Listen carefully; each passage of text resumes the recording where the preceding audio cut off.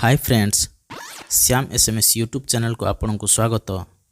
आपण निज जीवन में कि प्रकार लक्ष्य रखा उचित जद्वारा कि आपण निज जीवन में सफल हो पारे ताहा गोटे छोट इन्स्पायरिंग स्टोरी द्वारा एठार उपस्थापन करुछि।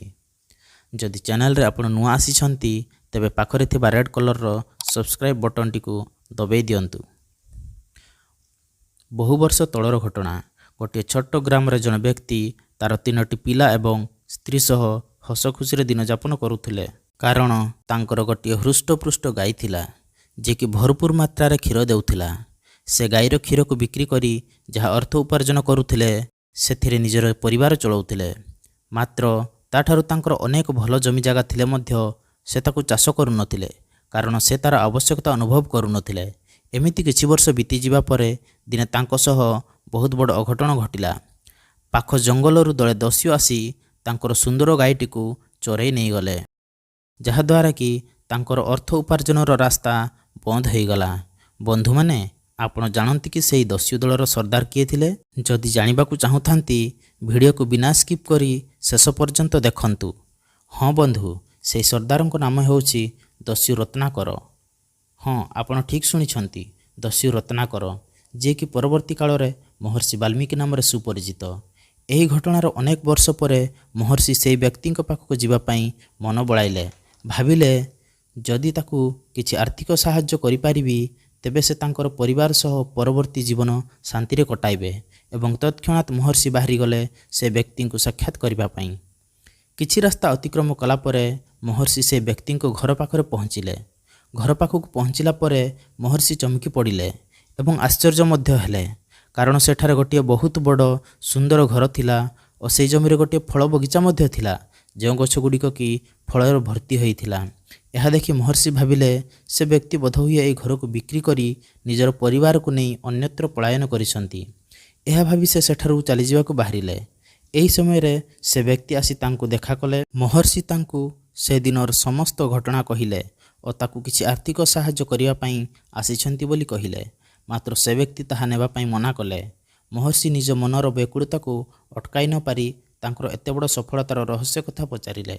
से व्यक्ति कहिला, से गाई ही मोर सबु किछि थिला। गाई हजि जिबार किछि दिन परे मु घोर आर्थिक संकट रे पड़िली। मु किछि भी जानि पारिली नाही। मोर परिवार को चलेबा पई मु कोन करि पारिबी? मु केमिति बंचिबी? बंचिबा पई हेले मते किछि ना किछि तो करिबाकू ही पड़िबो। तेणु मु जंगलरू काठ काटी आनी बजार रे बिक्री करिबा काम आरंभ कली। काठ बिक्री करी जेतिकी अर्थ उपार्जन कली से टंकारु मु किछि फसल मो जमीरे चाष कली एवं तार जत्न नाली। शेषरे मो परिश्रम रो फल मते मिलिला। फसल बहुत हेला। से फसल को नहीं बजार रे बिक्री कली एवं से टंकारे मु गोटिए फल बगीचा कली। मोर एई धंदा बहुत बढ़िया चलिला। आज एई समय रे आखपाख 1000 ग्राम मध्यरु सबठारु बड़ फल व्यवसायी हो पारिछि। आज यही सबू न था जदि मोर से दिन से गाई हजि न था कहीं तारी पाई मु किछि काम धंदा करू नथिली। गाई हजि जिबा परे मु नुआ रास्ता खोजिली जो थी कि मु अधिक अर्थ उपार्जन करि पारिबी एवं आज मु बहुत बड़ फल व्यवसाय हो पारिछि। महर्षि पचारले, एई काम तो आपण आगुरु भी करि पारिथान्ते। से व्यक्ति कहिला, करि पारिथान्ती किंतु सेतेबेले बिना परिश्रम रे मध्य मो परिवार चली जाउथिला। मते लागु नथिला कि मो भितरे भी किछि करि पारिबार क्षमता थिबो बोली।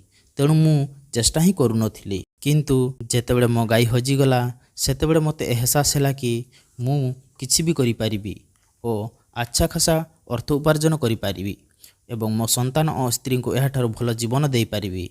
सेथिपई मते किछि ना किछि तो करिबाकू पड़िबो। मु जिद धरिली कि मु जहाँ भी करिबी मोर संपूर्ण मन ध्यान और बड़ शक्ति खटाई कार्य करी निज अकात्र करी और निज गड़े छिड़ा हेबी। सेथिपई आज मु ए जगार पहुँची पारिछि। Moral of the story. हाँ बंधु, आपण थरे भाबी देखंतु आपणक जीवन रे मध्य कोन एमिति गोटिया गाई नाही तो जे कि आपणको भल जीवन बितेबार वंचित करूछि? सेही गाई आपणको बांधी रखिनी तो? जदि लागुछि हाँ, तेबे आगकू आसंतु, साहस करंतु एवं सेही दौड़ी को काटी पकांतु एवं स्वाधीन हुअंतु। हरैबा पई आपणको पाखरे खूब अल्प जिनिस अछि किंतु भावंतु जदि आपण जीवन रे थोर सफल होई जिबे तो पाइबा पई सारा दुनिया आपणको सामने पड़िछि। जानतु, ताकू ग्रहण करंतु और आपणको जीवन को सफल बनांतु। बंधुगण, आपणको आम कहानीटी केमिति लागिला କମେଣ୍ଟ କରି ନିଶ୍ଚୟ ଜଣାନ୍ତୁ। ଯଦି ଭଲ ଲାଗିଲା ନିଜ ସାଙ୍ଗମାନଙ୍କୁ ସେୟାର କରନ୍ତୁ। ଏପରି ମୋଟିଭେସନାଲ୍ କାହାଣୀ ଶୁଣିବା ପାଇଁ ହେଲେ ଶ୍ୟାମ୍ SMS ୟୁଟ୍ୟୁବ୍ ଚ୍ୟାନେଲକୁ ସବସ୍କ୍ରାଇବ୍ କରନ୍ତୁ ଏବଂ ପାଖରେ ଥିବା ବେଲ୍ ଆଇକନ୍କୁ ମଧ୍ୟ ଟଚ୍ କରନ୍ତୁ, ଯଦ୍ୱାରା କି ଆପଣ ଆମର ଲେଟେଷ୍ଟ ଭିଡ଼ିଓକୁ ଦେଖିପାରିବେ। ଧନ୍ୟବାଦ।